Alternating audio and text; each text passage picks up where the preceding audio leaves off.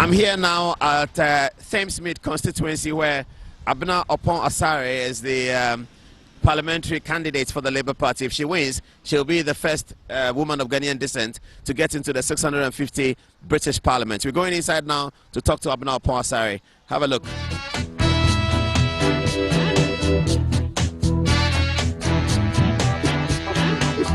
Hello. Hi, hello. My name's Abena Oppong Asare. Abena Oppong Asare, parents from Ghana. Yes, that's correct. And you're running a parliamentary campaign here in Thamesmead. Thamesmead. Thamesmead. Okay. So how did you get into politics? I kind of stumbled into it by accident. A family friend of mine kind of introduced me to politics when I was young. I was a teacher, and she taught me about the political process. And I didn't really come from a political background. I didn't really know much about politics, and she taught me a lot about it. And also I saw a lot of injustice that was happening, so I just naturally fell into it, because originally I wanted to go into human rights, but I just kind of stumbled into UK politics.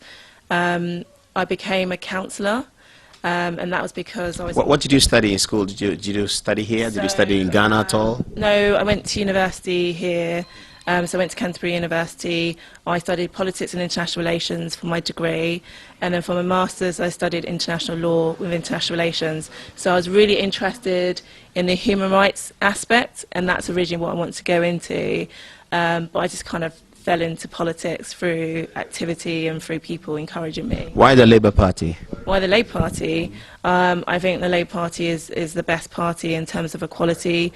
I think it represents the values that I was brought up with, which is making sure that everyone has an equal chance in life. I've seen particularly how we've been under a Conservative government for the last 9 years, and I've seen how it's impacted so many people in the communities. I used to be a councillor in this constituency, and I've seen how a Conservative council has impacted people in a really negative way. I've had to turn people to food banks, people that were working essentially in full-time jobs, because they essentially couldn't afford to basically put food on their tables. How did you get selected for this election? So how did I get selected? So the process we used this time is quite an unusual process, because it was a snap election that was called, as you know, by Boris Johnson. So we had to select our candidates really quickly. So what my party did, the Labour Party, is they emailed everyone to say that this seat was vacant, because my predecessor decided to retire. She'd done 9 years. I applied, just for, why not? Just put myself forward for it. I was kind of encouraged by other people to go for it. I had no expectations in terms of what was going to happen out of it. I got invited to an interview by the National Executive Committee in the Labour Party. So 6 people were longlisted for that interview. And then they ask you a series of questions, and then through those questions they kind of rate and decide whether you are going to go through to the next stage. And as a result, I was successful. I was shortlisted. I was one of the 3 people shortlisted to go for that seat, and I have to say I was the only one that was shortlisted that lived in the constituency.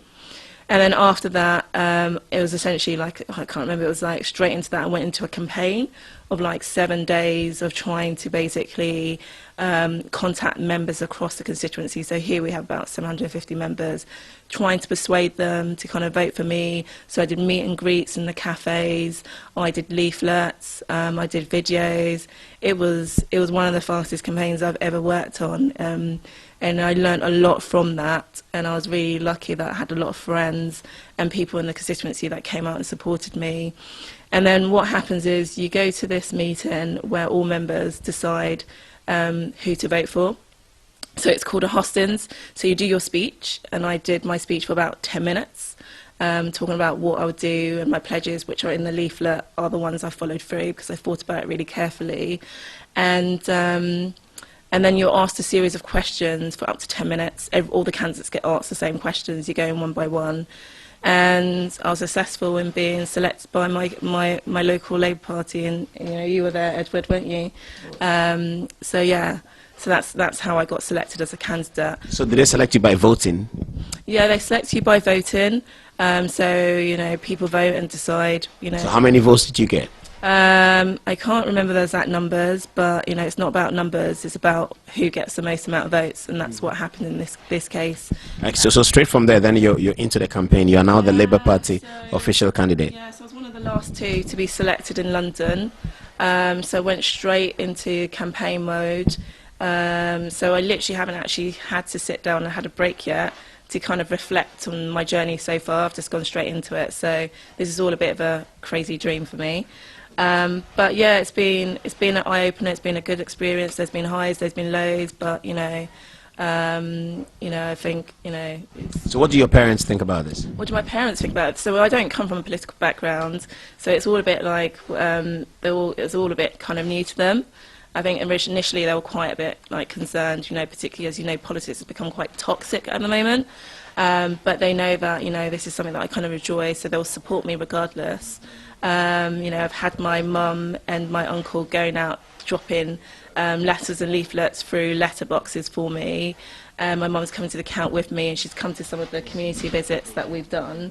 So yeah, I've had a lot of support.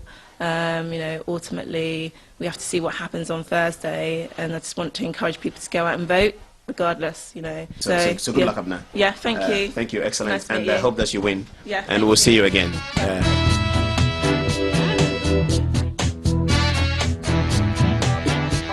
So tell me, what's your name, madam? My name's Michelle Uden. And what are you doing on this campaign? I'm the mobilisation assistant, so I'm helping in the canvassing, in speaking to members across all the boards and just getting people engaged, involved and out knocking the doors and supporting Abena for the election. Okay, so this campaign started, 6 weeks ago? Yes. So you had 6 weeks to deliver a winning candidate at Eric Thamesmead here? We actually had 2 days less than 6 weeks, as Abena was selected on a Friday and the campaign was already called on a Wednesday. So we had to literally go in the moment the selection was over. So when you say you're mobilising support for her, what does that mean? You're talking to people on the street, you're sharing tracts for them, what are you doing? Speaking to members, making sure they're coming out and getting involved, setting up canvases, encouraging people to come along more, making sure the canvases are run structured so that people know how to engage at the doorsteps. We've prepared scripts for canvassers to come out with in case they're first time, pairing them up, just making sure that everyone's got the option to get out there, campaign and feel comfortable to do so. Which other parties are contesting in this constituency apart from Labour? We have the Conservative Party running. We've also got a Brexit Party candidate, a Liberal candidate, and then we've got the Christians People Alliance and an independent. So what's the main message of this campaign? Are you saying vote for Abena because she's a woman, vote for Abena because she's minority, Abena represents the new multicultural Britain? Why should we vote for Abena? The main reason we should vote for Abena is because not only is she live inside our constituency, her pledges are plans for this constituency. They're not just our Labour national pledges. She wants to bring a DLR into Thamesmead, which is going to help our constituency and the people in Thamesmead beyond belief. They've not got a train station, they've not got links to get into London, and they're in a London borough as well. So, she's got a lot of things that she's going to do for the constituency itself, and that's what people need to vote Abena for. What about the big question about this campaign of Brexit? Is this a Remain constituency, or is it? How does the whole issue of Brexit play into this campaign? Well, with Brexit, this constituency, like many others, we actually are a Leave constituency, but obviously the margin between it is both. So what Abena's doing is making sure that she's there for both sides as well, because Brexit was a very close vote. So there's a lot of people either side of it, and they're still all constituents. Personally, on the doorstep, my thing with Brexit is we have got so many national issues, and our housing, our schooling, our NHS, and we've got all of these issues that we need to focus on. And there's more than just Brexit. Okay, good luck. Thank you. Yeah, I could really. I've got to stop now. Sorry. No, you have to go. I know, but no, I literally can't. I've literally got to go somewhere because I've got a big meeting. I understand. Okay, so good luck.